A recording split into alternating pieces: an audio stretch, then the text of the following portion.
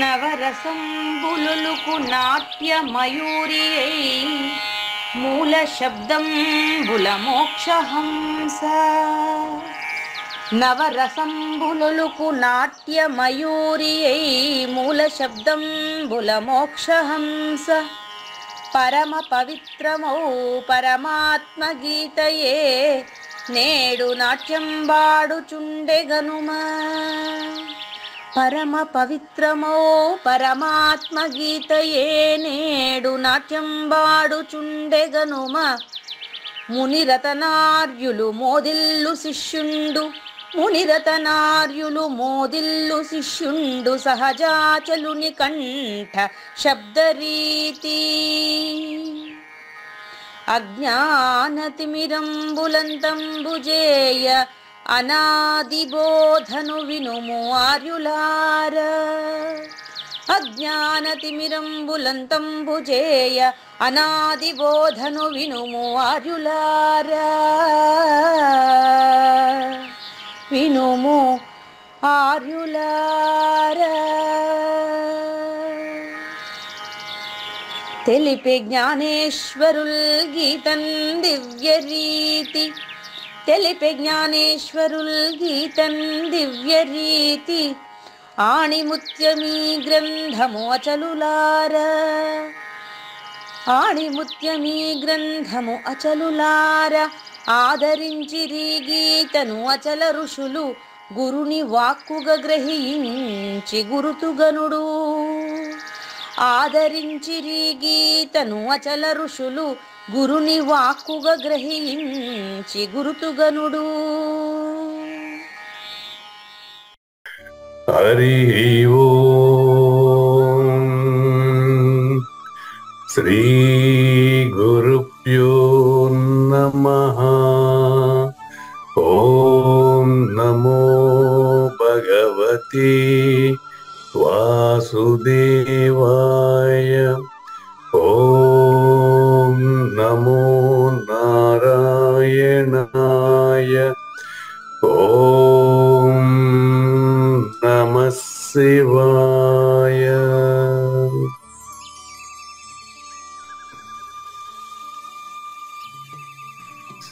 ఈ గీతా జ్ఞానయజ్ఞ కార్యక్రమం మొదలై నిన్నటికి 920 రోజులైందండి. ఈ రోజు 921 రోజు.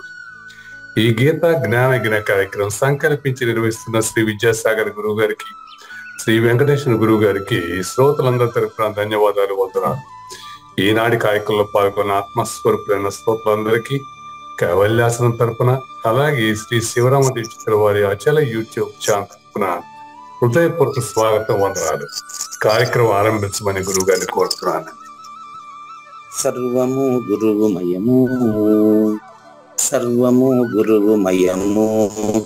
భవరోగ వైద్యుడతడని తెలియుము, సకల విద్యల నిలయము. దక్షిణామూర్తి అతడని తెలియుము. మూగవాణి మాటను, ఈ మూగవాణి మాటను శ్రోతలు కోటలు దాటింతురు. గురు కృపా సిద్ధితోనే నేనెంత ఆనందముందినాను. నిజయోగి శ్రీకృష్ణుడు, నిజ భక్తుడైనట్టి అర్జునుండు. వీరి సంవాదామృతం జనుల రమణ పాలిట అమృతం. వేదవ్యాసుడు దీనిని జనుల ఎద వికసించునట్లుగాను మహాభారతమందున వెలిగించే కోటి సూర్యుల వెలుగుతో. నిత్య సత్య శాశ్వతమైన పరిపూర్ణంలో లేఖనే జరుగుతున్నట్లుగా మనకు తెలియబడుతున్న పవిత్రమైన శ్రీమద్ భగవద్గీత జ్ఞానేశ్వరీయ జ్ఞానయజ్ఞంలో ఈరోజు 921వ రోజు, అంటే 2023 సెప్టెంబర్ 10వ తేదీన ఆదివారం రోజున శ్రీకృష్ణ పరమాత్మ అర్జునుడు వాళ్ళిద్దరి మధ్య జరిగినటువంటి సంవాదంలో అపైశునము అనేటటువంటి 15వ సుగుణాన్ని తెలుసుకునేదానికి ముందుగా కృష్ణ ప్రభువుల కల్పిత గురు శిష్యుల 28, 29 కంద పద్యాలతో శ్రోతలందరికీ సాదర స్వాగత సుమాంజలి. శ్రీ గురుభ్యో నమః. శ్రీమద్భాగవత కృష్ణదేశిక ప్రభులు రచించిన 292 కందార్థ దరువులు సంపూర్ణంగా జ్ఞానయజ్ఞంలో రోజుకొకటి చొప్పున వ్యాఖ్యానించబడిన విషయం శ్రోతలకు విదితమే.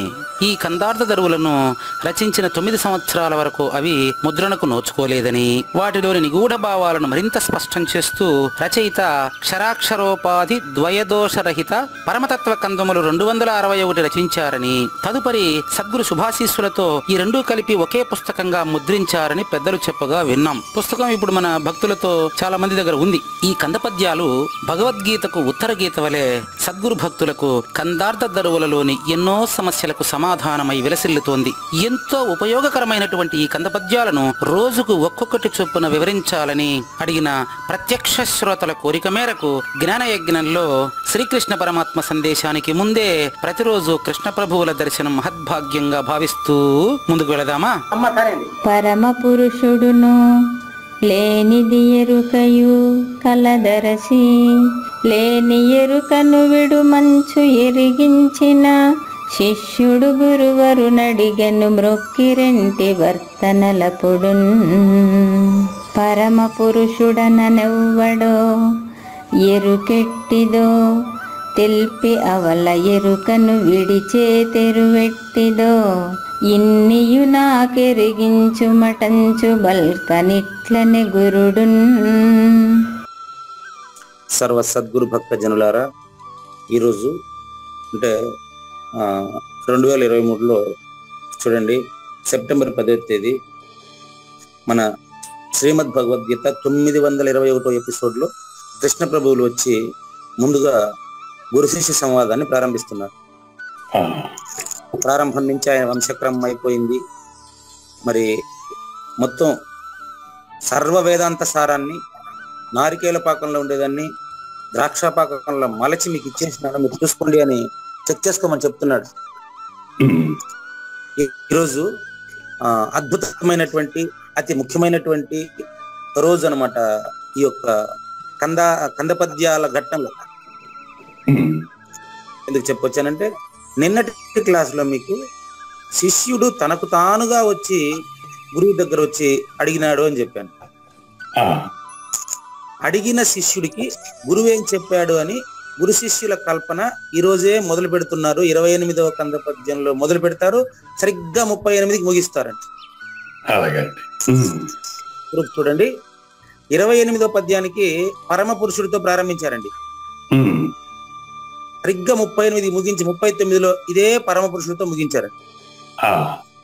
పరమ పురుషుడును లేనిది ఎరుకయు అంటున్నారు కదా. పరమ పురుషుడు అంటే పరిపూర్ణం అండి. పరమ పురుషుడు అంటే ఫస్ట్ పర్సన్ అండి. పరమ పురుషుడు అంటే ములుగుచ్చేదానికి సందు లేకుండా ఉండేటువంటి సద్గురు తత్వం అండి. ఈ ఫస్ట్ పర్సన్ లో, ఈ పరిపూర్ణంలో ఈ అంటున్నానని నేను దానికంటే వేరుగా ఉన్నాను, మీరు దానికంటే వేరుగా ఉన్నారు అనుకోబోకండి. మీరే పరిపూర్ణం. ఈ పరిపూర్ణంలో జాగ్రత్త గమనించండి. 2 పద్యాలు ఒకటిగా ఎందుకు పెట్టానో ఈ రోజు అది చూడండి. ఈ ఉత్తబట్ట బయలులో, ఈ పరిపూర్ణంలో పరమ పురుషుడును అనేదంత వరకు మనకు గురువు గారు ప్రసాదించిన మొదటి మంత్రం అయ్యా. ఈ ఉత్తబట్ట బయలు ఏమీ లేదు అనేది పరమ పురుషుడును అనేదానికి అర్థం అండి. అందులో 2వ మంత్రం వచ్చి చూసుకోండి, లేనిది ఎరుకయు కలదరసి. మూలం లేని గుర్తిరిగే శరీరం ఏమీ లేదు అనేది అంతవరకు అండి. లేనిది ఎరుకయు, పరమ పురుషుడు అంటే పరిపూర్ణము, అందులో లేనిది ఎరుకయు అంటూ మూలము లేకనే గుర్తిరుగుతున్న నాగేశ్వర ప్రసాద్ అనేటువంటి శరీరం. అంతవరకు చూడండి మొదటి లైన్. మరి చూసి ఏం చేయాలి? 2 విషయాలు చెప్పినట్టు అనిపిస్తుంది ఇక్కడ. ఉన్న పరిపూర్ణము, లేని ఎరుక అని మాట్లాడారు. ఉన్న పరిపూర్ణము అన్నప్పుడు ఎప్పుడు ఉండేదని అర్థం కదా.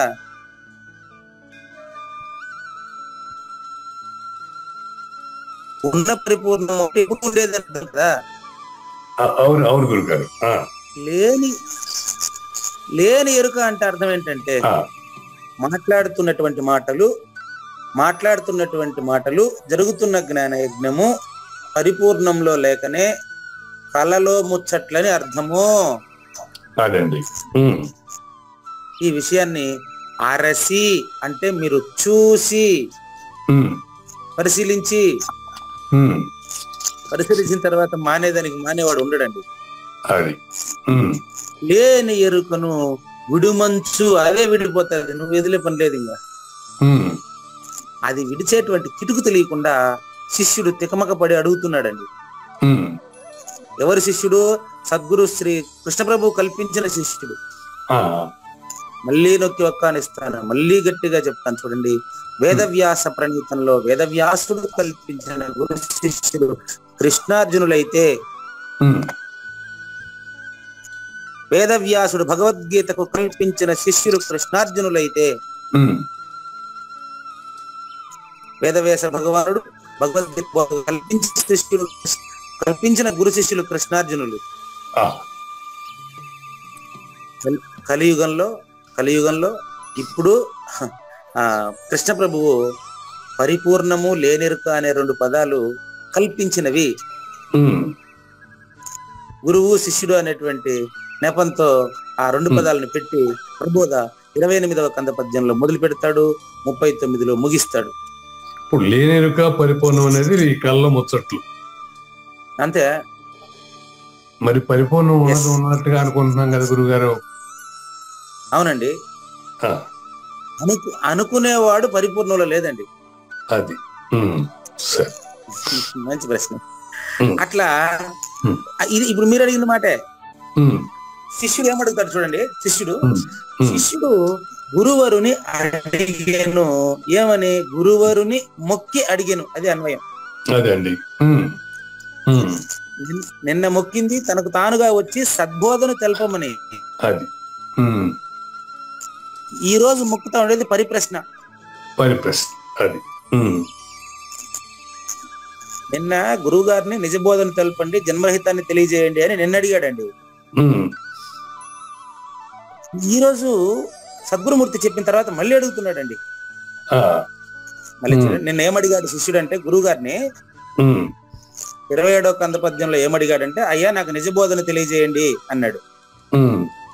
ఓహో వీడు నిజ శిష్యుడే, వీడు కడతేరతాడని చెప్పి ఫస్ట్ మొదలచలమును ఎరిగించారు. నాయన ఉన్న పరిపూర్ణం ఎప్పుడు ఉంది, అందులో లేనిరుకు లేదని చూసి లేని దాన్ని వదిలేవయ్యా అన్నాడు. అదండి. ఇప్పుడు కావూరు నాగేశ్వర ప్రసాద్ అడిగారు కదా, మరి మాట్లాడుతున్నాం కదండి అన్నారు కదా. కళ్ళ ముచ్చట్లో మరి పరిపూర్ణం ఉందంటున్నావు అనేది ఒక భావన. ఆయన డౌట్ కూడా అదే, కృష్ణప్రభు చెప్పేది కూడా అదే. ఇంకో పద్యం ఉంది కదా, ఇంకో పద్యం ఉంది ఈరోజే. మొక్కి అడిగారు 2 వర్తనలను. అప్పుడు గురువు గారు మీరు 2 విషయాలు చెప్పారు. ఇప్పుడు ఆ పరిపూర్ణం ఎట్టుంటది? నంబర్ 1. ఈ ఎరుక ఎట్టుంటది? నంబర్ 2. ఎట్ట లేదు పరిపూర్ణం ఎట్టుంటది, ఎరుక ఎట్టా లేదు అనే విషయాన్ని ఇప్పుడు శిష్యుడు ప్రారంభిస్తున్నాడండి. గుర్తుపెట్టుకోండి, వేదవ్యాసులు కల్పించిన గురు శిష్యులే గురుగీతలో ఉండే పార్వతీ పరమేశ్వరులు. వేదవ్యాసులు కల్పించిన గురు శిష్యులే కృష్ణార్జునులు. వేదవ్యాసులు అంటే ఇక్కడ సద్గురుమూర్తి. గుర్తుపెట్టుకోండి, వ్యాస పౌర్ణిమ అని జరుపుకుంటున్నాం, దాని పేరు గురు పౌర్ణిమ. గురు పరంపరలో ఆయన పేరు రాదు. అవునండి, అవును. కానీ వ్యాసో వై విష్ణు రూపాయ వ్యాస రూపాయ విష్ణవే నమో వై బ్రహ్మణి వాసిష్ఠాయ నమో నమః. వశిష్ఠుడన్నా వ్యాసుడన్నా కృష్ణుడన్నా సద్గురుమూర్తి దక్షిణామూర్తి అనే అర్థమే తీసుకోండి. నెక్స్ట్ 29వ కంద పద్యం మొదలవుతుందండి. ఇప్పుడు చూసుకోండి, గురువు గారు ఎట్టడిగినారో శిష్యుడు గురువు వెనకాలనే రావాలా. లే శిష్యుడు ఒక విషయాన్ని జీర్ణించుకోలేకపోతాడండి. మాట్లాడుతున్న విషయం మాట్లాడుతున్నప్పుడే లేనిది అనే విషయాన్ని శిష్యుడు జీర్ణించుకోవడానికి మీకు మళ్ళీ కావూరు నాగేశ్వర ప్రసాద్కు మళ్ళీ చాలా క్లిష్టమైందండి. ఇప్పుడు మీరు అడిగిన ప్రశ్న సేమ్ ఇక్కడ ఆయన అడుగుతాడు. చూసుకోండి, అయ్యా సద్గురుమూర్తి 2 విషయాలు చెప్పారండి మీరు. లేదు నాయన, 2 విషయాలు చెప్పినట్టు నీకు అనిపిస్తుంది అంతే నాయన. ఉండేది ఉంది, లేనిది లేదయ్యా. ఇది 2 విషయాలు కాదు నాయన, ఒక విషయమే తండ్రి. చూడండి, పరమ పురుషుడనెవ్వడో శిష్యుడి ప్రశ్న అండి. పరమ పురుషుడును అని చెప్పారు కదండి ఇంత ముందు. ఆయన ఎవరు, ఏడుంటాడు ఆయన? నెక్స్ట్ ఏమడగల? ఎరుక ఎట్టిదో తెలిపి. ఇదేనా అప్పుడు చెప్పింది 28లా? కాదండి, లేనిది ఎరుక అన్నారు. ఆ లేని పదం ఇక్కడ లేదు చూడండి. అంటే గురుమూర్తి చెప్పేటప్పుడు చెప్పేటువంటి మాటలు నిజమనుకోబాకండి. నేను చెప్పాను కదా ఇంతకుముందు కూడా, చెప్తున్నటువంటి మాటలు జ్ఞానయజ్ఞము కలముచ్చట్లు అని చెప్పుండా. అది దృఢం కావడం లేదు శిష్యుడికి. దృఢం కాకుండా ఏమడుగుతున్నాడు? పరమ పురుషుడనెవ్వడో ఎరుకెట్టిదో తెలిపి. ఎవరు చెప్పినారు నీకు ఎరుక? లేని ఎరుక అన్నాను ఆయన. ఈ లేని మర్చిపోయినా ఎట్ట? చూసుకోండి, ముందు పద్యంలో లేనిది ఎరుక, ఇప్పుడు పద్యంలో అంటే శిష్యుడికి అంత అవగాహన ఉండదు ప్రారంభంలో అని కృష్ణ ప్రభువుల యొక్క భావన. శిష్యుడికి ప్రారంభంలో గురువు దగ్గరికి పోయినప్పుడు మాట్లాడుతున్నాం కదండి, జ్ఞానయజ్ఞం జరుగుతోంది కదండి, ఎంతో మంది అభిమానిస్తున్నారు కదండి, ఇదంతా నిజమే కదండి అని అనిపిస్తుంది. కానీ ఈ మాట్లాడుతున్న మాటలన్నీ కూడా లేనివే. ప్రూఫ్ ఏంటి? మళ్ళీ మీకు గాఢంగా నిద్రపోయినప్పుడు నేను నిద్రపోతున్నానని చెప్పేవాడా? అదే పరిపూర్ణ స్థితి. నువ్వే ఇప్పుడు మాట్లాడుతుండేది. కానీ ఆ లేనిది అనే పదాన్ని ఎందుకు తీసుకోవట్లేదంటే, శిష్యుడు ఎరుకకు బందీ అయి ఉంటాడు, గురువు ఎరుక మీరి ఉంటాడు, పంచభూతాలను మీరి ఉంటాడు, పంచ విషయాలను మీరి ఉన్నాడు. అంటే భావనలో తేడా, భావించడంలో తేడా. ఎరుక లేక అదే బట్టబయలు ఇట్టిదని భావింపదగును, ఎరుక లేక సేవింపదగును. ఎరుక లేకుండా సేవింపదగును అనేది సద్గురుమూర్తి పట్ల అక్షరాల వర్తిస్తుంది. సచ్చిష్యుడికి కాస్త సమయం పట్టొచ్చు, కాలములోనే కాలము లేనిదని తెలుస్తుంది,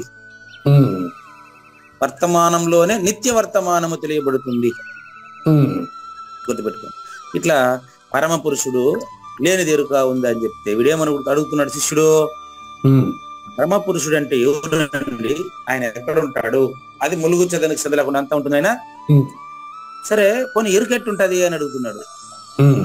అది ఆడుంది నాయన బాబు, ఎరుక ఆడుంది. ఎరుక ఎట్టిదో తెలిపి. అసలు ఎరుక లేని ఎరుక చెప్పింది ఉండదని ఎవరు చెప్పినారు ఇంకా?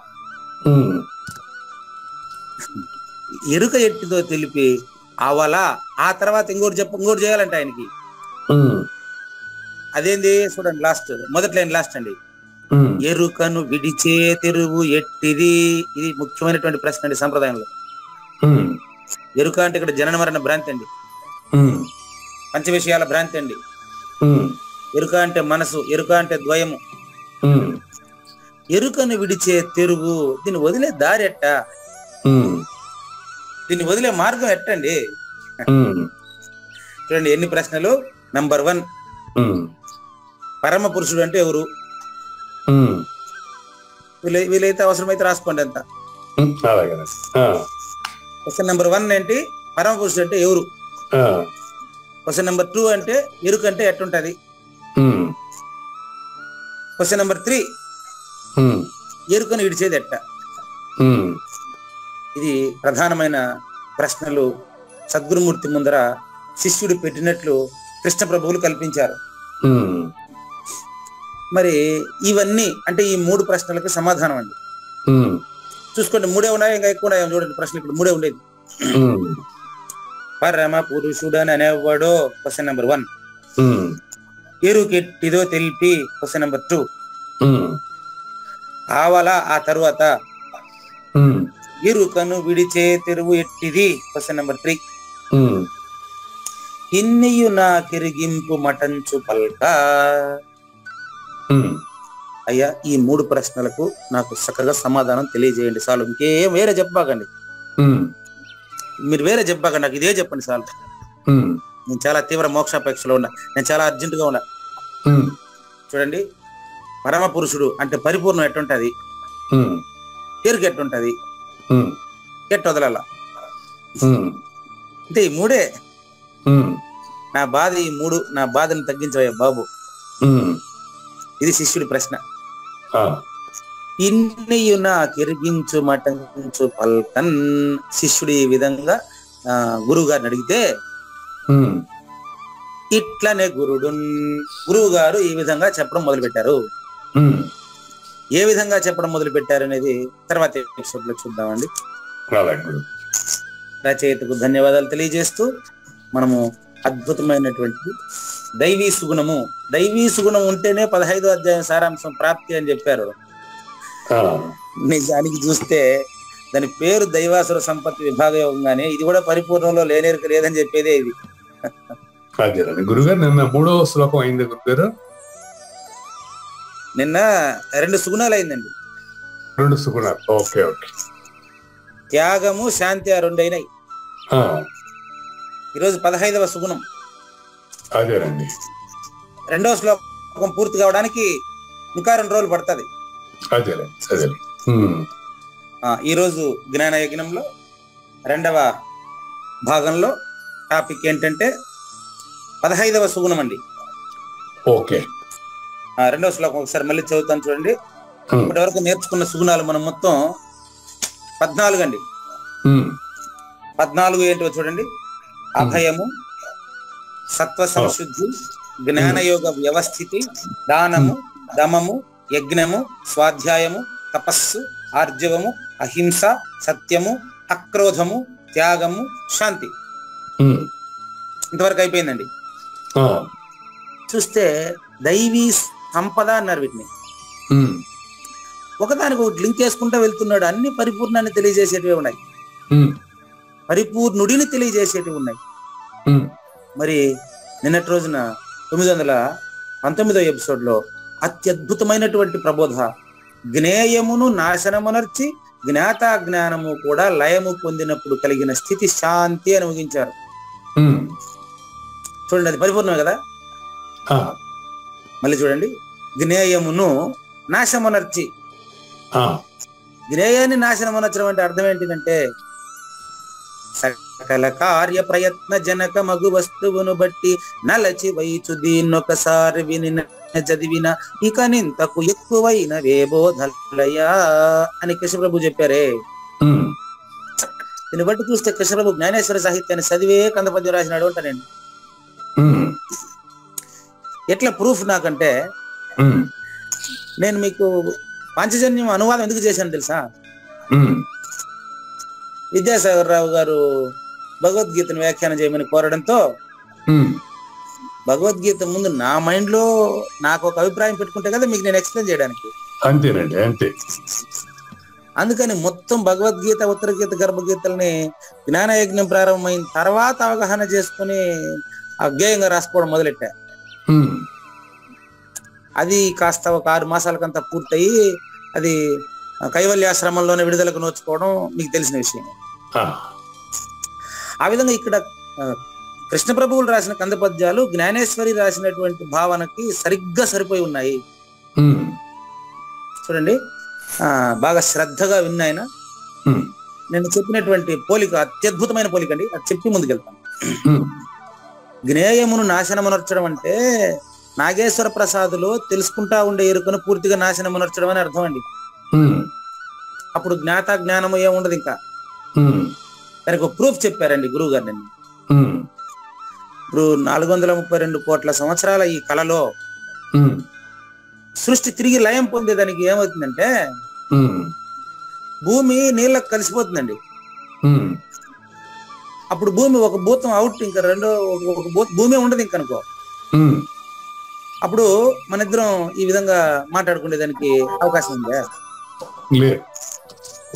అది చెప్పినాడు నిన్న గురుగారు. ప్రళయకాలంలో జల ప్రవాహం విశ్వమంతా నామరూపాలు లేకుండా నాశనం అని వచ్చినప్పుడు ఇది గంగా నది, ఇది పిల్ల కాలవ, ఇది మురికి కాలవ, అరే రే మీ ఇంట్లో వస్తువులంతా మా ఇంట్లో కలిసిపోతాడయే అనేదానికి ఎవరున్నాడు? ఇది నది, ఇది సముద్రం అని చెప్పేదానికి అంతా చుట్టూ నీళ్ళే ఉండాలి. అవునండి. ఏది నది అట్ట పరిపూర్ణ కథ. అంటే భూమి లేకపోతే అసలు నేనేది లేదు, ఉనికే లేదు అన్నట్టు. నీకు ఉనికి లేదన్నట్టు. నేననే లేని ఉనికి కూడా కారణం భూమి ఉండటమే కారణం. అంతే. ఆ విధంగా జ్ఞేయముతో ఆలింగనమునర్చుకుని తన్మయత్వం పొందినప్పుడు, ఇక్కడ జ్ఞేయం అంటే పరిపూర్ణం, అదే పదం ఇక్కడ చెప్తున్నాడు.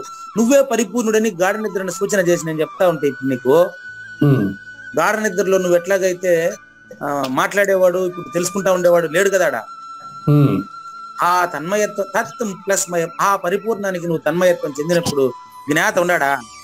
లేదండి. అదేనయ్య శాంతి. అది 14వ సుగుణం జరిగింది.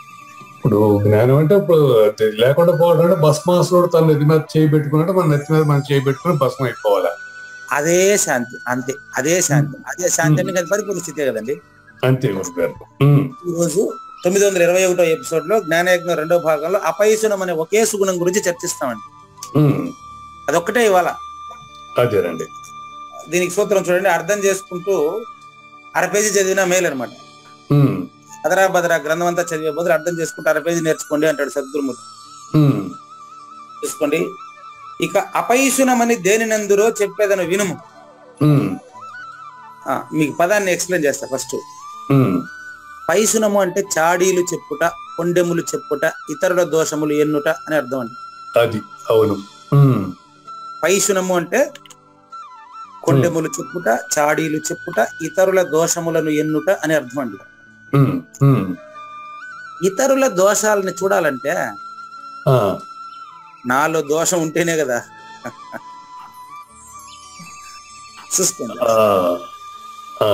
దోష వస్తువు జగతిలో లేదు, దోషముంటే తప్పులెన్నో వాడిలోనేదే. దోష వస్తువు జగతిలో లేదండి.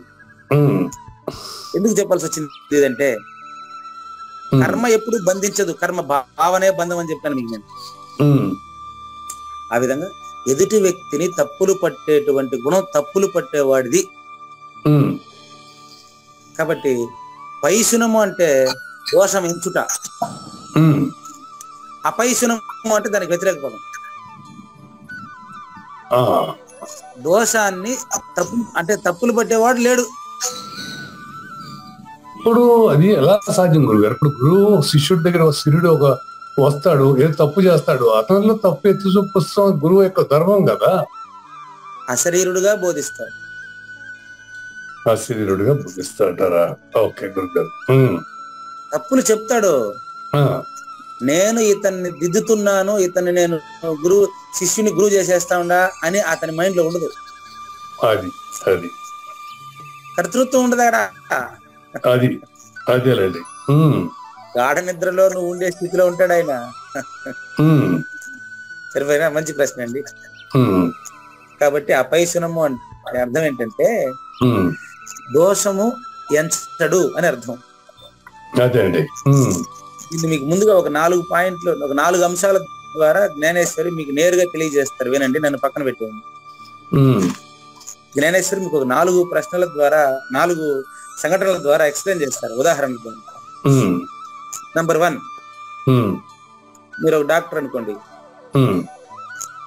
రోజు గాఢ నిద్ర చెప్పి చెప్పి విసిగిపోయింటారు. ఒక 4 ఉదాహరణలు, వేరే వేరే ఉదాహరణలు చెప్తారేనండి. ఇప్పుడు మీరు డాక్టర్ అనుకోండి, మీరు డాక్టర్ అనుకున్నప్పుడు మీ దగ్గరకు ఒక రోగి వస్తాడు. ఆ రోగి మీకు గతంలో పరమశత్రు, మీ కొలీగ్, మీకు బ్యాంక్ మేనేజర్, మీరు మార్కెటింగ్ మేనేజర్ గా పనిచేశారు కదా, మీ ఉద్యోగానికి భలే తలనొప్పిగా మారాడు. మేము ఇది ఎప్పుడు తప్పులు చెప్పుకుంటా తిరిగినాడు. అతను మీ దగ్గర, మీ హాస్పిటల్లోనే ఇప్పుడు మీరు డాక్టర్ అయినప్పుడు మీ హాస్పిటల్లోనే ట్రీట్మెంట్కి వచ్చాడు అనమాట. ఇప్పుడు అతను వైద్యం చేసేటప్పుడు మీరు పోయి, వీడు నా శత్రువు కదా, వీడికి నేను సరిగ్గా వైద్యం చేయకూడదు అనుకుంటారా? అనుకోడు. ఫస్ట్ ఆఫ్ ఆల్ ఆడు శత్రువు అయినటువంటి డాక్టర్ దగ్గరికి వెళ్ళటమే గొప్ప. ఆ రోగి అయ్యో అది వాడి దగ్గర అదే మీ గురించి మాట్లాడతాను, మీరు ఆడికి పోబాకండి. వాడు స్పృహలో లేడు అసలు. అదే ఓకే ఓకే ఓకే, మీ గురించి ఆలోచించారు, మీరు మళ్ళీ ఆడికి వెళ్ళిపోయినారు. మీ గురించి అడుగుతున్నా నేను. అదేలేండి. సరే, ఇంకా ఎగ్జాంపుల్ మారుస్తా. అట్నే మీరు మార్కెటింగ్ మేనేజర్ గా పనిచేసినప్పుడు మిమ్మల్ని పరమశత్రువుగా భావించాడు అతను. ఎప్పుడు మీ ఇమేజ్ దెబ్బతీయడమే అతని పని. ఉన్నారు అంటుంటారు చాలా మంది జీవితంలో. అటువంటి వాళ్ళు ఇప్పుడు మీ కూతురు డాక్టర్ అయింది, మీరు పెద్ద హాస్పిటల్కి ఓనర్ అయ్యి మీ కూతురు హాస్పిటల్ కట్టించినారు, మీ హాస్పిటల్లో మంచి మంచి డాక్టర్ ఉన్నారు కాబట్టి ఫేమస్ హాస్పిటల్ మీద అనుకోండి.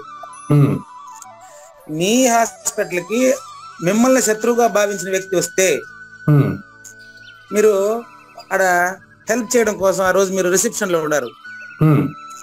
ఎవరెవరు? అరే వీడా సుందర్రాజా, సుందర్రాజు నాకు పరమ శత్రువు కదా, ఇన్ని హాస్పిటల్కి అలో చేసేది లేదు, ఇన్ని తిరుక్కుని వేరే హాస్పిటల్కి పోండి అంటారు. మీరేమన్నా చెడ్డాడు కానీ నేను చెడ్డాను కాదుగా. మళ్ళీ మీరు ఆ పక్క పోయినారండి. నేను మీ గురించి రెండు దేవాకండి నాకు. అంటే ఇప్పుడు మీరు వాడు చెడ్డోడు మీరు మంచోడు అనేది రెండుగా విడదీస్తూ ఉన్నారు. నేను అడిగితే మీరు నేను అడిగే ప్రశ్నలోనే ఉండడం లేదు, వేరే చోట వెళ్ళిపోతున్నారు. నేను అడిగింది ఏంటంటే మిమ్మల్ని శత్రువుగా భావించాడు ఆయన. అవును భావించాడు. అవునండి. మీరేం చేస్తారు? ఈ సుందర్రాజు నన్ను అప్పుడు చాలా తలనొప్పిగా తయారైనాడు కాబట్టి ఆఫీస్ లో ఇతనికి వైద్యం చేయొద్దండి అని మీరు తిప్పి పంపిస్తారా? లేదు, నా ధర్మాన్ని నేను నిర్వర్తిస్తాను. అంతేదా? అది అపైసనం అంటే అదే. అయితే మీరు నిర్వర్తించేటప్పుడు మీరు కూడా అన్నారు చూడండి, అది కూడా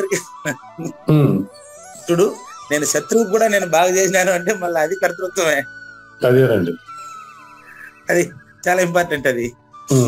కాబట్టి సువిజ్ఞుడైనటువంటి మీరు ఈ రోగి నా శత్రువు అనే భావాన్ని ఎప్పుడు మీరు కలిగి ఉన్నారు కాబట్టి మీరు పరిపూర్ణులు అంటున్నాడు. నెంబర్ 1 అయిపోయింది. నెంబర్ 2, మీరు వెళ్తూ ఉన్నారండి, మీరు కారులో మీ ఇంటికి వెళ్తున్నారండి. మీరు పోయేటప్పుడు అక్కడ పక్కన ఒక రెండో ఎగ్జాంపుల్ గుర్తుపెట్టుకోండి. అక్కడ పక్కన వర్షానికి బురదగా ఉంటే ఆవు గడ్డి మేయడానికి పోయి బురదలో ఇరుక్కునిందండి. ఇరుక్కొని అరుస్తా ఉంది.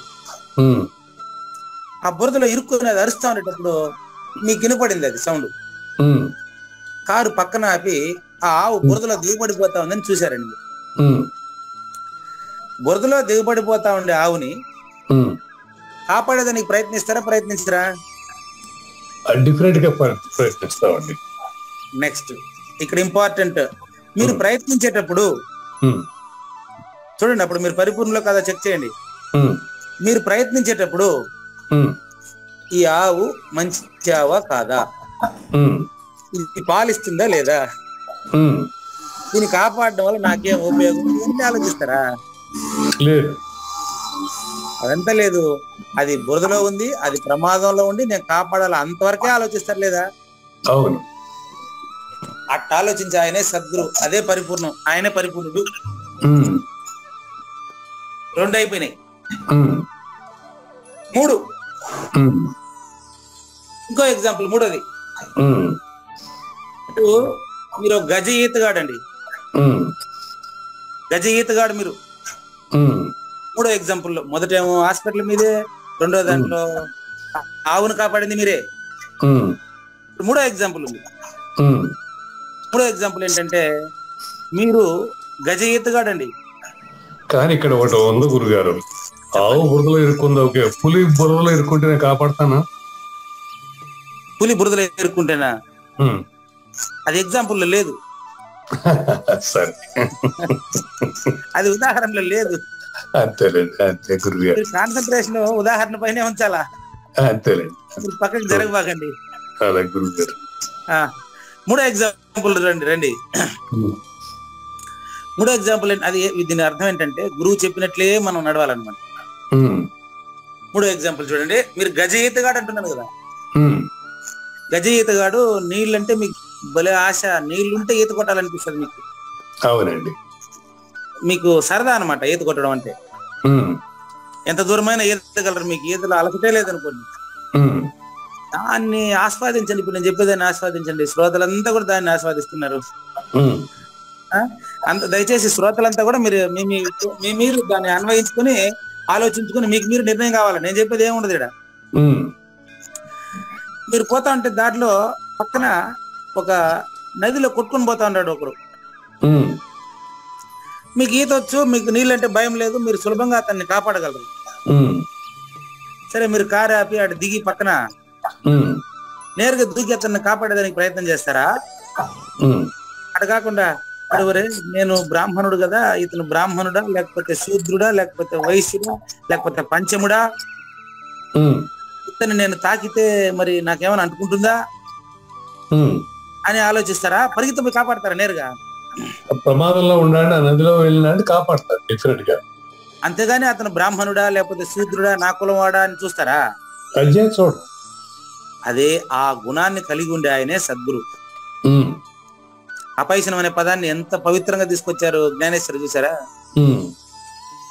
పైశనము అంటే తప్పుల్ని చూడడం. మీరు ఒక డాక్టర్ గా ఉండేటప్పుడు శత్రుత్వాన్ని చూడలేదు. ఒక ఆవును కాపాడేటప్పుడు మీరు అది పాలిస్తుందో లేదో గమనించలేదు. నీటి మునిగిపోతా ఉండే ఒక వ్యక్తిని కాపాడేటప్పుడు అతని జాతి ఏది, కులం ఏది అని మీరు చూడలేదు. ఆ 3 పాయింట్లు అయిపోయినాయి. నెంబర్ 4, ఇది ఇంకా ముఖ్యమైన పాయింట్ అండి. మీరు అడవిలో వెళ్తున్నారు. అడవిలో మీరు పోయేటప్పుడు ఒక దుర్మార్గుడు ఏం చేశాడంటే, ఒక దుర్మార్గుడు మంచి వయసులో ఉన్నటువంటి ఒక స్త్రీని మొత్తం బట్టలంతా ఒలుచుకుని వెళ్ళిపోయినాడు. ఆవిడ ఒంటి మీద ఏం బట్టలు లేవు. అప్పుడు మీరు వచ్చారండి. మీరు ఏం చేస్తారు? ఆమెను నేరుగా చూస్తూ ఉంటారా? వస్త్రాలు ఇవ్వడానికి ప్రయత్నిస్తారు. మీ సొక్కా ఇప్పిచ్చేస్తారు వెంటనే, అంతే. అవునండి, అవును గురుగారు, అవును. అది చెప్తున్నారు ఇక్కడ. చూడండి, ఎవరైనా ఒక దుర్మార్గుడు దైవయోగం చేత అడవిలో లభించినటువంటి స్త్రీని వస్త్రహీన ఆమె వస్త్రాలను పూర్తిగా తీసుకెళ్లిపోయాడు అనుకోండి, అప్పుడు నాగరిక మనుష్యుడైనటువంటి మీరు సహజంగా, మీరు గురువా శిష్యుడు అవన్నీ చెప్పలే నేను, సహజంగా మీరు ఆ దారిలో వెళ్తూ ఉంటే మీకు అలాంటి సంఘటన మీరు కంట చూస్తే వెంటనే మీ సొక్కా ఇప్పి ఆవిడకి ఇచ్చేస్తారు. అప్పుడు ఆవిడని నేరుగా మీరు 2 కళ్ళు ఓపెన్ చేసి చూస్తారు. అంతవరకు మీరు చూడలేరు. దీన్నే అపైశనం అంటారు. మరి ఇంక మీరు పరిపూర్ణుడే, అనవసరంగా ఎరుకని ఎందుకు పిలవడం? 4 పాయింట్లు కంప్లీటెడ్ అండి. అదే అండి, అపైశనం అంటే నిందించని వాడు, నిన్ను చాడీలు చెప్పరు వాడు. చాడీలు చెప్పేవాడు వీళ్ళు ఉండకూడదు. 4 చోట్ల అదే జరిగింది. మీరు రోగిని కాపాడేటప్పుడు మీకు శత్రువు అని మీరు భావించలేదు. బురదలో మునిగిపోయిన ఆవును కాపాడేటప్పుడు అది పాలిస్తుందా లేదా చూడలేదు. పాలిచ్చే ఆవు అయితే కాపాడతాను, పాలియకుండా ఉంటే కాపాడను, అది సూటిగా ఉంది కాబట్టి కాపాడతాను, 2 ప్రాణాలు కాబట్టి కాపాడతాను, ఒకే ఆవు అయితే పోనీ పర్వాలేదు, ఇదంతా మీరు ఆలోచించలేదు కదా. నెంబర్ 3, నీట మునిగిపోయే వాడిని కాపాడేటప్పుడు కూడా ఇతను నా కులానికి చెందినవాడా లేదా అని ఆలోచించలేదు కదా. అంటే మీరు నిష్కల్మష హృదయులు, మీరు పరిపూర్ణులు అని అర్థం అక్కడ. అదే విధంగా ఒక దుర్మార్గుడు ఒక స్త్రీని వస్త్రహీనం చేసినప్పుడు మీరు ఫస్ట్ ఆమెకు వస్త్రం ఇచ్చినాక మళ్ళీ ఆవిడ మొహం చూస్తారు. సరిగ్గా ఇదే విధంగా ఇప్పుడు చెప్పిందంత ఉదాహరణలు మాత్రమేనండి. ఉదాహరణ మీకు బాగా పరిపూర్ణత నాటుకోవడం కోసం, పరిపూర్ణత అర్థం కావడం కోసం, అపైశనం అంటే పరిపూర్ణమైన తెలియడం కోసం చెప్పిన ఉదాహరణ అండి. ఏ విధంగా గమనించండి, అజ్ఞానము చేత గాని, ప్రమాదుల వల్ల చేతన గాని, పూర్వజన్మలందు చేసిన కఠోరమైన సంచిత కర్మల వలన నా మనసు నిలవనంటుంది.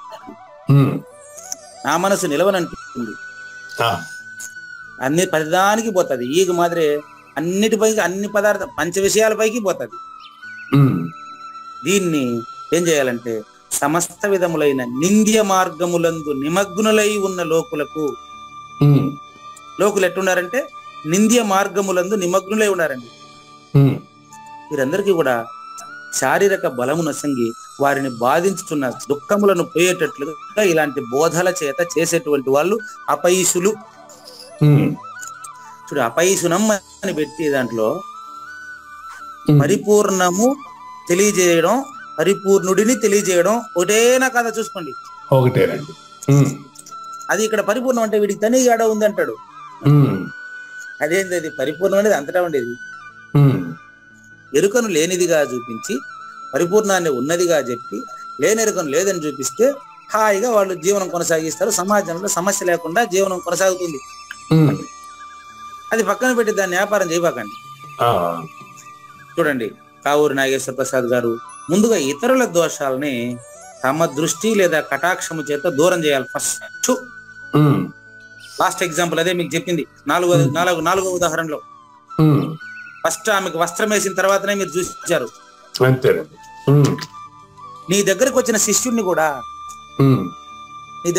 శిష్యుణ్ణి కూడా సద్గురుమూర్తి అయితే ఏం చేస్తాడంటే ఫస్ట్ అతనిలో ఉండేటువంటి ఆ కల్మషాన్ని అంతా కడిగి మళ్ళీ చూస్తాడు, అతన్ని మళ్ళీ చేస్తాడు. దాని ఇండక్షన్ ప్రోగ్రామ్ అంటారు డిగ్రీ కాలేజీలో. ఇండక్షన్ అంటే ప్రేరేపించుట,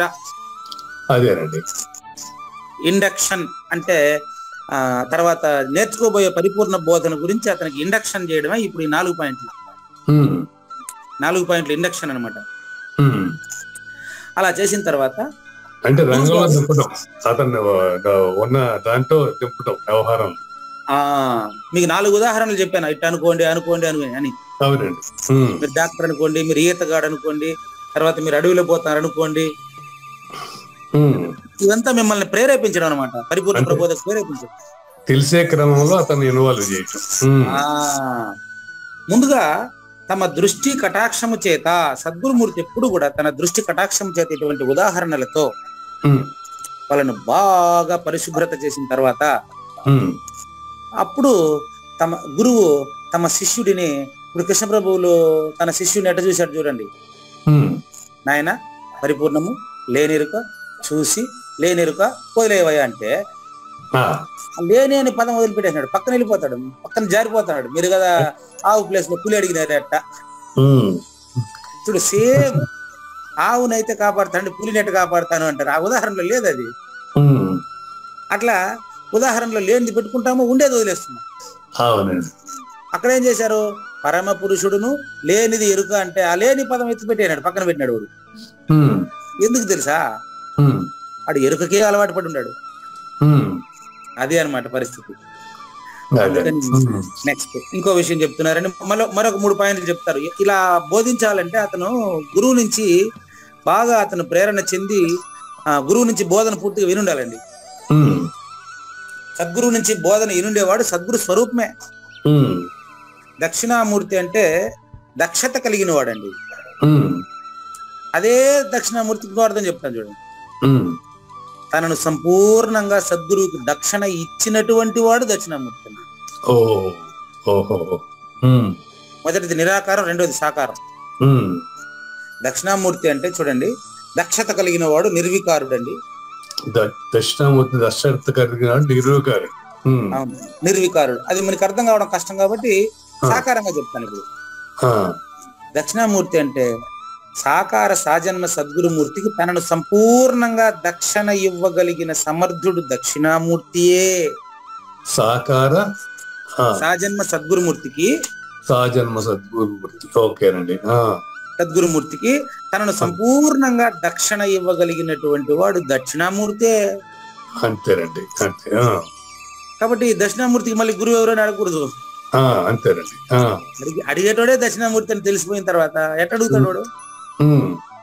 అది శివుని కోసం ఎతకుతా ఉండేవాడు శివుడే. ఇంతకంటే గొప్ప సూత్రం ఏం లేదండి. మరొక 4 ఉదాహరణల ద్వారా ఈ విషయాన్ని తెలియజేస్తారు. ఇప్పుడు చెప్పే 4 ఉదాహరణలు దానికంటే శ్రేష్టంగా ఉంటాయండి. అది ఇండక్షన్ అంటే మిమ్మల్ని శిష్యుని ప్రేరేపించటం అవి. దాన్ని ఉపయోగించి మరొక 4 దృఢీకరణ చేస్తారు. బోధ దృఢీకరణ, బోధ స్థితి కలుగుట కొరకు. చూడండి, అపైశునం అనే ఒక పదాన్ని తీసుకొని ఆ జ్ఞానేశ్వరి పరిపూర్ణ బోధన ఇంతగా చేస్తారా? తెలియదు ఈ విషయం. శ్రీకాకుళంలో చెప్పారు ఎవరో, ఈ విధంగా మీకు జ్ఞానేశ్వరి భగవద్గీత సరిగ్గా సరిపోతుంది, మీకు ఎన్ని పనికిరావు, మీకు మీరు అది చదవండి అన్నారు. అప్పటికి నాకు ఇది ఏడుందో కూడా తెలియదు. ఆ తర్వాత వచ్చి తీసుకోవడం వల్ల ఆయన పేరు కూడా నాకు గుర్తుండదు అనమాట. అంతే. అంటే వాళ్ళ కర్తృత్వ రహితంగా ప్రవర్తిస్తారు. ఆ అఖిల భారత ప్రపంచ అచల మహాసభలు యాదవ రమణయ్య గారు చేశారట. అక్కడ కనపడ్డ ఒక ఆయన చెప్పారు, మరి ఆయన ఎవరు ఏదో తెలియదు. మరి అక్కడ ఏం చేశారంటే పుస్తకాల షాపులు పెట్టారండి వరుసగా. శ్రీకాకుళంలో బుక్ షాపులు పెట్టారు అచల మహాసభల్లో. ఒక పక్క ఏంటంటే సభ జరుగుతా ఉంది, ఈ పుస్తకాలు ఏ పుస్తకం చూసినా అంత భగవద్గీతకు వ్యతిరేకమైన భావనలే రాసి పెట్టినారు. ఇప్పుడు ఒక బుక్ తీసుకుని నేను ఈ భగవద్గీతకు వ్యతిరేకంగా ఈ కందార్థం ఈ భగవద్గీతకు సరిపోదు, భగవద్గీత పరిపూర్ణ భావం అనే పుస్తకం బోర్డు మాత్రం వేసి పుస్తకాలు రాసి ఎవడమ్మని చెప్పినాడు, ఏ పుస్తకాల వ్యాపారం ఇది ఏమన్నా పరిపూర్ణ బోధ ఎంత ఎత్తేయండి ఈ షాపులు అంతా అని అడిగిన ఆయన. అప్పుడు ఆ షాపు అమ్మే అతను చెప్పాడు నాకు, మీలాంటి వాళ్ళకు జ్ఞానేశ్వరి భగవద్గీత సరిపోతుందండి, ఈ పుస్తకాలంతా మీకు పనికిరాదు, ఇదంతా డబ్బు సంపాదించే మార్గాలు, ఇవన్నీ మీకు వద్దండి, మీరు జ్ఞానేశ్వరి భగవద్గీత ఒక్కటే తీసుకుని ఇవన్నీ చదవబాకండి అన్నాడు ఆయన. ఇంకా నిజంగా ఆయనే సద్గురుమూర్తి, ఆయన దక్షిణామూర్తి అని ఇప్పుడు అంటా నేను. 921 ఎపిసోడ్లో ఆయనకు మనస్ఫూర్తిగా కృతజ్ఞతలు చెప్పగలుగుతాయి. మీరు అని చెప్పి మీకు చెప్పినట్లుగా మరో 4 పాయింట్లతో బోధ స్థితి పురుష లక్షణం చూడండి. నెంబర్ 1, ముందుగా ఇప్పుడు అడవిలో కనపడిన స్త్రీకి మీరు ఎలాగైతే బట్టలు ఇచ్చినాక చూసారో, గుళ్ళో దేవుని విగ్రహం కూడా అమ్మవారి విగ్రహం కూడా అంతే కదండి. అమ్మవారి విగ్రహానికి ముందుగా మా కాలేజీలో సరస్వతి అమ్మవారి పూజ చేస్తారు ప్రతిరోజు. 4 అమ్మాయిలు వెళ్తారు, విగ్రహానికి అడ్డంగా ఓ చీర కట్టేస్తారు, తెర స్క్రీన్ శుభ్రంగా అమ్మవారికి అభిషేకం చేసి అన్ని చేసి చీర బాగా అలంకరణ చేసిన తర్వాత పూలమాల వేసిన తర్వాత అప్పుడు ఆ తెర తొలగిస్తారు, అప్పుడు దర్శనం చేసుకుంటాం. అది చెప్తున్నారు నెంబర్ 1 ఎగ్జాంపుల్ గా. ముందుగా దేవునికి అభిషేకం చేసి పూజించి ఆ తర్వాత స్పష్టంగా అలంకరించి తర్వాత తెర తొలగించి ధ్యానం చేస్తాం. అడవిలో కనపడిన అమ్మాయి కూడా మీరు అట్టే చేశారు. నెక్స్ట్ 2వ ఉదాహరణ, పొలాన్ని బాగా దున్ని దానిలో విత్తులు చల్లి తర్వాత దానికే కాపలా కాసేదానికి పోతాం మనం.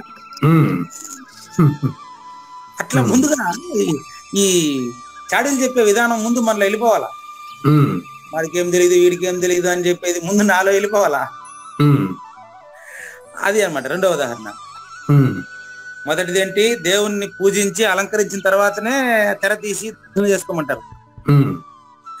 2వది ఏంది, పొలాన్ని బాగా దున్ని విత్తనాలు చల్లిన తర్వాత ఆ తర్వాత మళ్ళీ అది కాపలా కాసేదానికి మళ్ళీ ఆడికే పోతాం మనం పైరుకి. అట్లా నెంబర్ 3, అతిథి మన ఇంటికి సద్గురు వచ్చారనుకోండి, ముందుగా ఆయన పాద ప్రక్షాళన చేసి ఆయన్ని సంతోషపరిచి ఆయనకి ఏమైనా ఆకలిగా ఉందా, తాగేదానికి ఏదైనా ఇయ్యాలా, తినాలా, తింటారా అని ఆయన సంతృప్తి పరిచిన తర్వాత అప్పుడు ఆయన దగ్గర ఆశీర్వాదం ఏమని అడుగుతాం మనం. ఇది 3వ పాయింట్. అదే విధంగా 4వ పాయింట్, ముందుగా మన గుణముల వలన ఇతరుల కొరతను నెరవేర్చాలండి. ఎవరు అపైశునం అంటే సద్గుణాలు కలిగినటువంటి సద్గుణ సంపన్నుడు సద్గురుమూర్తి ఉంటాడండి. మన గుణముల వలన అంటే అతనిలో దోషములు ఎన్నే గుణం పూర్తిగా లేకుండా పోయింది కాబట్టి అతను ఏం చేస్తాడంటే ఇతరుల కొరతను పూర్తిగా నెరవేరుస్తాడు ఫస్ట్. ఇప్పుడు కొంతమంది ఏం చేస్తారంటే చాలా టెన్షన్ లో ఉంటారు, అప్పుడు వాళ్ళకి బోధిస్తే కుదరదండి. వాళ్ళని ఆ టెన్షన్ పోగొట్టాలి ఫస్ట్. తర్వాత ఆ తర్వాత వారిని సూక్ష్మ దృష్టితో చూస్తే చాలు.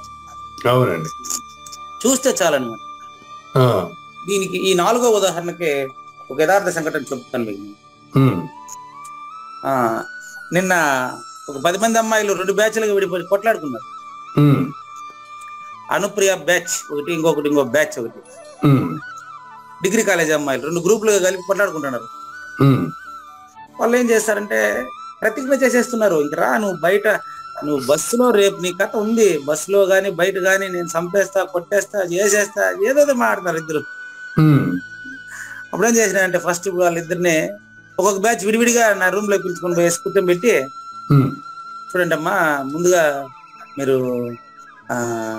ఇది ఇట్లే కొనసాగితే బయట ఒకరికొకరు చాలా ప్రమాదం, కాలేజీ పేరు చెడిపోతుంది కదా అని చెప్పి విడివిడిగా వాళ్ళను ఏం చెప్పానంటే, రేపు ఉదయం క్లాసులో అందరి ముందర నీకు ఆ అమ్మాయి దగ్గర సారీ చెప్పిస్తాను.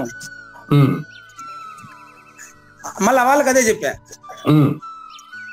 ఏమని, రేపు క్లాసులో అందరి ముందర స్టేజ్ పైన నీకు ఆ అమ్మాయితో సారి చెప్పిస్తాను అని ఇద్దరికి చెప్పాను అనమాట. అదే ఇద్దరికి చెప్పిన ఒక మాట నేను. కానీ ఇంకంతే, వాళ్ళు మళ్ళీ ఎక్కడ కొట్లాడుకునే ప్రయత్నం చేయలేదన్నమాట. ఎందుకని, ఇద్దరికి నేను ఒకటే చెప్పాను, వేరే వేరే చెప్పలేదు అనమాట. అప్పుడు ఇంకా అంటే వాళ్ళ కొట్లాటను నేను వాళ్ళ అంశాలని అవంతా డిస్కస్ చేయనండి. ఎందుకు కొట్లాట వచ్చింది అంటే వాళ్ళు మళ్ళీ తిప్పి తిప్పి అదే చెప్తారు. కాబట్టి మన గుణముల వలన, నా దగ్గర ఉండేది ఆయుధం ఒకటే, సహజ స్వీకృతి అంటాను నేను దాన్ని. వాళ్ళ కొట్లాటకు దారి తీసిన కారణాలను తీసి ఏమన్నా కోర్టు ఇదేమన్నా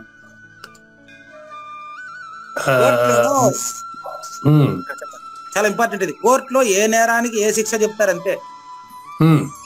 కోర్టుకు పోకుండా ఎట్ నడుచుకోవాలన్నా కోర్టులో చెప్పరండి.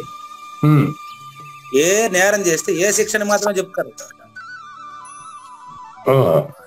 అట్లా పరిపూర్ణ సద్గురుమూర్తి ఎప్పుడు కూడా వాళ్ళకి తెలియదు వీళ్ళకి తెలియదు అని చెప్పడు. వచ్చిన శిష్యుడికి ఏం తెలుసో చూసి అతని హృదయాన్ని ప్రక్షాళన చేస్తాడు ఫస్ట్.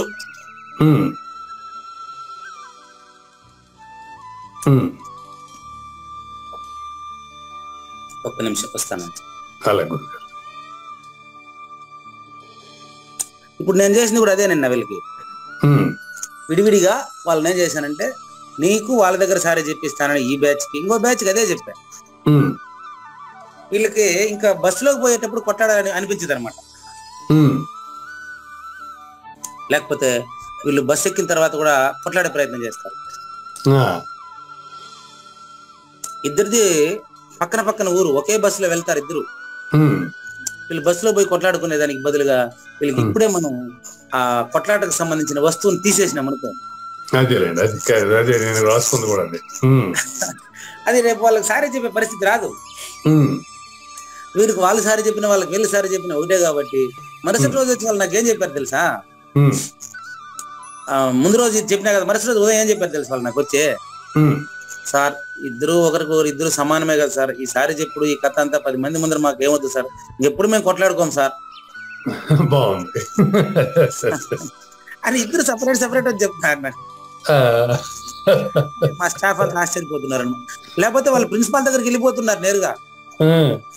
ఏం మాట్లాడుతున్నారంటే, మాకు ఈరోజు టీసీ ఇచ్చేసినా పర్వాలేదు, నాకు టీసీ ఇచ్చేసినా పర్వాలేదు, అసలు ఇంకా ఏం ప్రిన్సిపాల్ దగ్గరికి పోనే లేదు, అప్పుడే వాళ్ళకి భయం టీసీ దాకా వెళ్ళిపోయింది.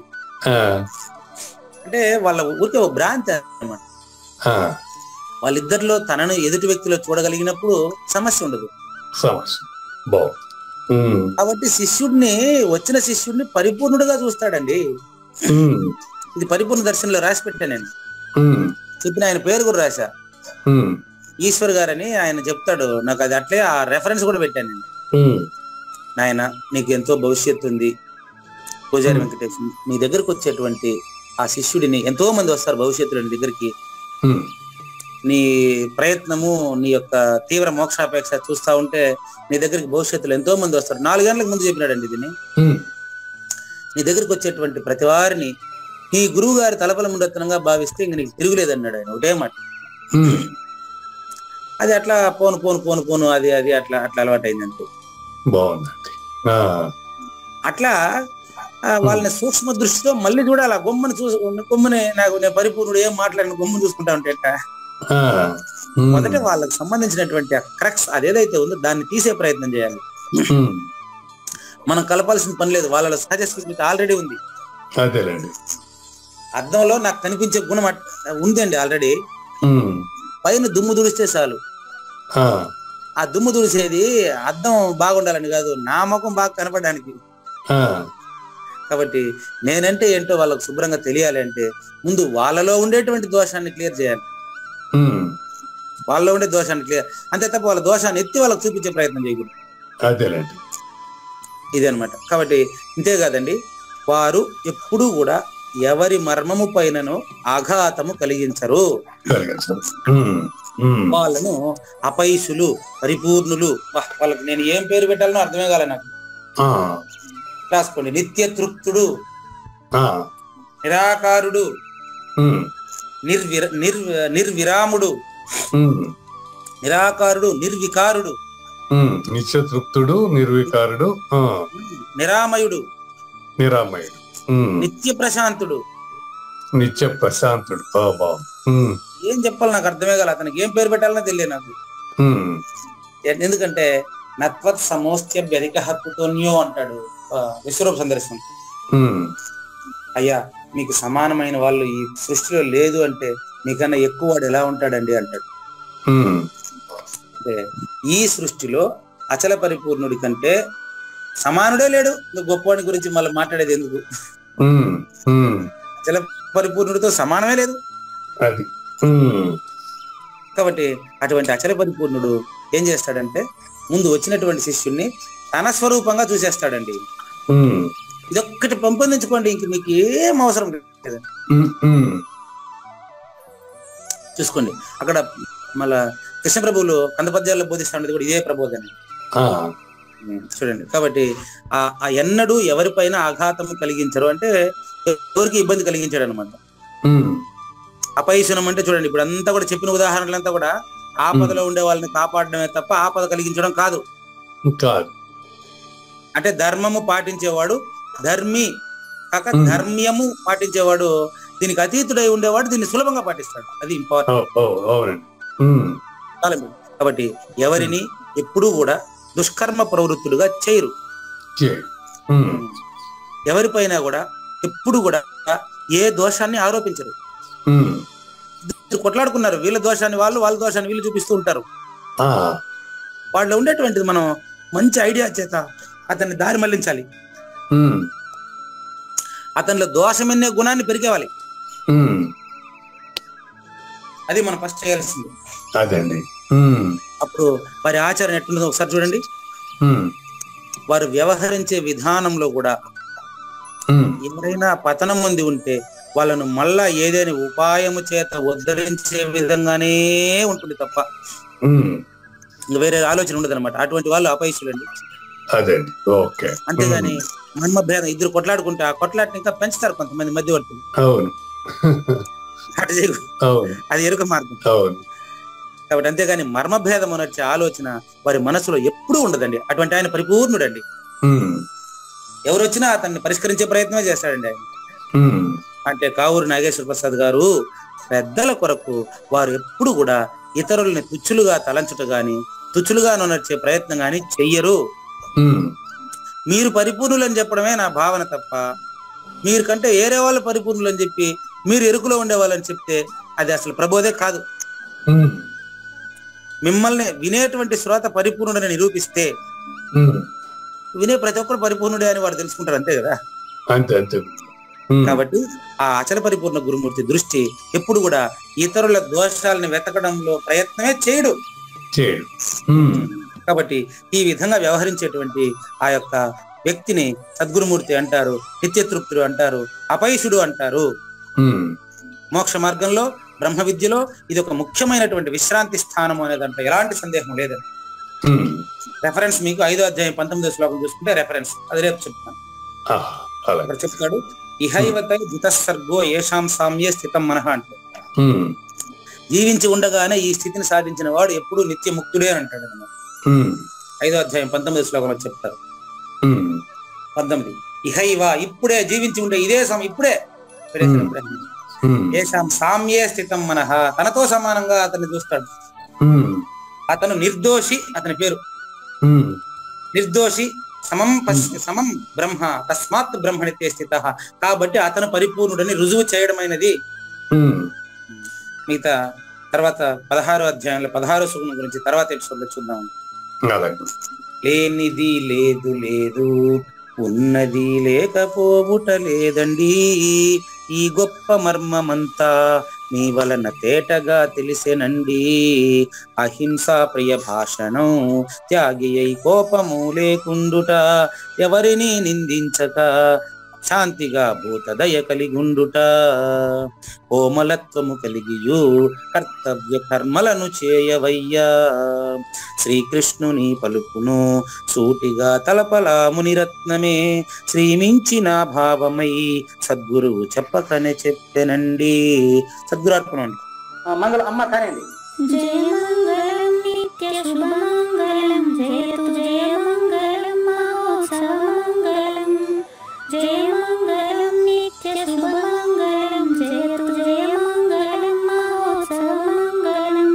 శ్రీమించునచలంబు సూచించినటువంటి దక్షిణామూర్తికి దండమిడుతూ శ్రీమించునచలంబు సూచించినటువంటి దక్షిణామూర్తికి దండమిడుతూ శ్రీ మహావిష్ణువు సూర్య భగవానుడు యాజ్ఞవల్కి జనక రాజ ఋషికి జయమంగళం నిత్య శుభమంగళం జయతు జయమంగళం మహోత్సవమంగళం.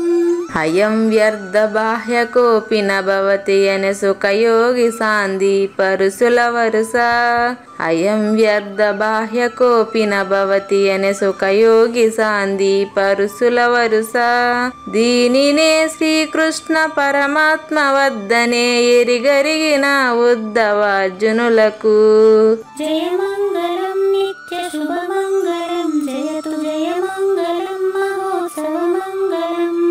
శ్రీ అల్లమా ప్రభు బసవేశ్వరుండును బ్రహ్మానంద రామానంద స్వామి శ్రీ అల్లమా ప్రభు బసవేశ్వరుండును బ్రహ్మానంద రామానంద స్వామి నవరసాలు లిఖించు నాట్యమయూరిగా గీతను మలచిన జ్ఞానేశ్వరులకు జయమంగళం నిత్య శుభమంగళం జయతు జయమంగళం మహోత్సవమంగళం. కబీరు దాసుడు సహజానంద గురుడు రామావధూతయు రాజితముగా కబీరు దాసుడు సహజానంద గురుడు రామావధూతయు రాజితముగా అంబికా శివయోగి శ్రీవేమన నిరంజన వెంకయ్య తిరువెంగళార్యులకును జయమంగళం నిత్య శుభమంగళం జయతు జయమంగళం మహోత్సవమంగళం. శ్రీ బృహద్వాశిష్ట సిద్ధాంతమును చేసి జనన మరణ భ్రాంతి జడుపు బాపి శ్రీ బృహద్వాశిష్ట సిద్ధాంతమును చేసి జనన మరణ భ్రాంతి జడుపు బాపి అచల సాంప్రదాయమవనిలో నెలకొలిపి అందించినట్టి శివరాములకును జయమంగళం నిత్య శుభమంగళం జయతు జయమంగళం మహోత్సవమంగళం. మెప్పైన బోధల తిప్పలు బాపిన అప్పయ్య మంత్రియు అచల గురులు మెప్పైన బోధల తిప్పలు బాపిన అప్పయ్య మంత్రియు అచల గురులు పరశురామ సీతారామ స్వామి ప్రభులు నరసింహ యోగి గురువర్యులకును జయమంగళం నిత్య శుభమంగళం జయతు జయమంగళం మహోత్సవమంగళం. కంద కందార్థముల నందించి బృందముకు రంది పాపిన కృష్ణ ప్రభువునకును కంద కందార్థముల నందించి బృందముకు రంది బాపిన కృష్ణ ప్రభువునకును పలుకులా కందనిది పరబయలు ఇది అని పలికిన ఫీల్కాన లక్ష్మణునకు జయమంగళం నిత్య శుభమంగళం జయతు జయమంగళం మహోత్సవమంగళం.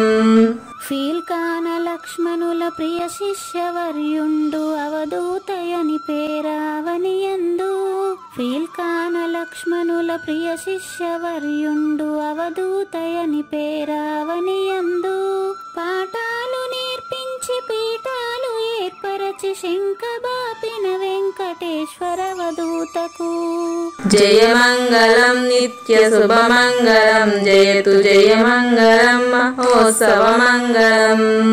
బట్టబయలున ఎరుక పుట్టనే లేదని బాలాజీ సింగు ఈ కీలు తెలిపే బట్టబయలున ఎరుక పుట్టనే లేదని బాలాజీ సింగు ఈ కీలు తెలిపే మూలమూలేనట్టు ఎరుకేమి లేదని తెలియజెప్పిన మునిరత్నమార్యులకును జయమంగళం నిత్య శుభమంగళం జయతు జయమంగళం మహోత్సవమంగళం. నరస్వప్నము వంటి సురస్వప్నమిది అని పరిపూర్ణ దర్శినిని ప్రకటపరచి నరస్వప్నము వంటి సురస్వప్నమిది అని పరిపూర్ణ దర్శినిని ప్రకటపరచి సహజాచల రాజయోగి సద్గురు కృపచే సాంప్రదాయక గురుల సరసన జేరే. జయమంగళం నిత్య శుభమంగళం జయతు జయమంగళం మహోత్సవమంగళం. నిష్కల్మషానంద నిజ గురుని శిష్యుండు లింగమూర్తి లిపిని పొందుపరచి. నిష్కల్మషానంద నిజ గురుని శిష్యుండు లింగమూర్తి లిపిని పొందుపరచి. కార్వేటి నగరము పురవాసుడైనట్టి పూజారి వెంకటేశున కంకితం విధి. జయమంగళం నిత్య శుభమంగళం జయతు జయమంగళం మహోత్సవమంగళం. జయమంగళం నిత్య శుభమంగళం జయతు జయమంగళం మహోత్సవమంగళం. జై సద్గురు ప్రభు మహారాజ్ కి జై. జై గురుదేవ్ అండి. శ్రోతలందరి తరపున వెంకటేశ్వర గురువు గారు ధన్యవాదాలు చెప్తూ శాంతి మంత్రం. పూర్ణమదః పూర్ణమిదం పూర్ణాత్ పూర్ణముదచ్యతే పూర్ణస్య పూర్ణమాదాయ పూర్ణమేవావశిష్యతే. ఓం తత్సత్. ఓం శాంతి శాంతి శాంతి. హరి ఓం. అశరీరం సర్వదా అస్తి శరీరం రహితం సదా. అయమేవ సద్యో ముక్తిః అన్యథా భ్రమకారణం